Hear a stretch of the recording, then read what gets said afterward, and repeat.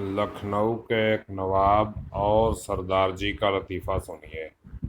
हिम्मत है तो हंसी रोक कर दिखाएं। एक दफ़ा का जिक्र है कि एक सरदार जी अपने एक लखनवी दोस्त से मिलने लखनऊ पहुंचे।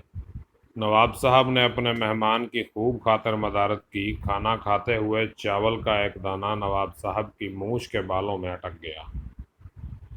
नवाब के खादिम ने, जो कि लखनवी आदाब का परवरदा था, नवाब साहब को मुखातिब करते हुए कहा, हुजूर, शाख पर बुलबुल। नवाब साहब समझ गए और रुमाल से मूछें साफ कर लीं। सरदार जी इस तहजीब और नफासत से बड़े मुतासिर हुए और वापस आकर अपने नौकरों की तरबियत भी इसी अंदाज में करने लगे। एक दिन सरदार जी ने नवाब साहब की दावत की और बड़ा पुरतकल्लुफ़ खाना तैयार करवाया।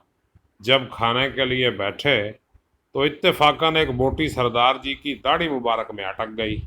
सरदार जी ने अपने नौकर की तरफ देखा। नौकर सरदार जी का सिखाया हुआ फिक्रा तो ना बोल सका, क्योंकि वो मूछों में चावल फंसने के लिए था। कुछ देर सोचने के बाद नौकर सरदार जी से मुखातिब होकर बोला, सरदार जी, झाड़ी विच सूर।